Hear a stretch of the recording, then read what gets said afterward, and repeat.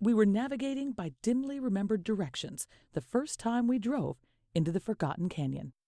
Head out into Corona, then south for 20 miles, and turn left onto the dirt track right across from the first eucalyptus trees you see, our friend had told us. Then keep bearing right until you get to the Lone Palm Ranch. After that, it's easy. Another mile and you reach the spot where the road has been washed out. Park there and walk along a couple 100 yards. The cottage sits on the bluff on the left side, overlooking the road.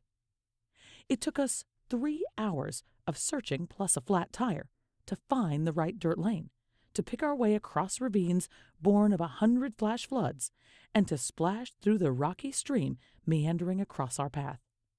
We failed to recognize the distinctly non-ranchy Lone Palm Ranch, and the washed-out road had been repaired since our friend's last visit, so there was nothing to act as a landmark.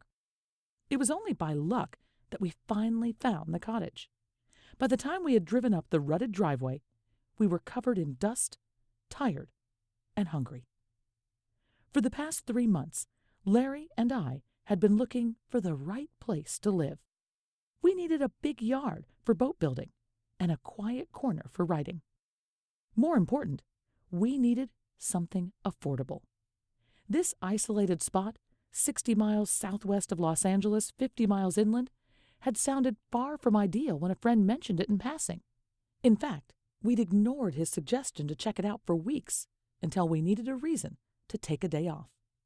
It was the perfect excuse to get away from the tiny borrowed Newport Beach apartment where we were staying, tightly jammed between hundreds of waterfront homes. We climbed out of the car, more interested in food than exploring. We spread a picnic lunch on the weeds that carpeted the flat area in front of the battered, deserted homestead. Texas umbrella and China berry trees shaded us, and as we ate and began to relax, we could make out what sounded like a waterfall somewhere nearby, a chorus of bird calls, the gurgle of a stream. It was almost an hour before we ventured into the cottage itself. Constructed 60 years ago from stone, the 3-room home had stood almost deserted for 8 years, only inhabited now and then by illegal immigrants as they snuck through these canyons to evade border patrols and search for work in the valley below. We walked slowly through each room, turning to take in the views from deep-set casement windows, touching the rough stones of the fireplace. Instead of seeing the rat droppings and dirty straw that covered the floors, we noticed only the beauty of the old red, slightly misaligned floor tiles someone had laid without the aid of a straight edge or a lining string. We looked at the ceilings, and instead of being put off by the old beehives, dripping honey, and water stains that showed the roof leaked in what could be called prodigious amounts, we admired the warmth of the dark wood beams, how they contrasted with the pine paneling of the walls that had aged to a mellow gold. We didn't worry then about the lack of electricity or heat. Instead, we were lulled into a romantic haze by dust-covered but gracefully rotund oil lamps and the gray-stone, ash-filled fireplaces in each room. When we finally shut the sprung, peeling entry door, the sun was low in the sky.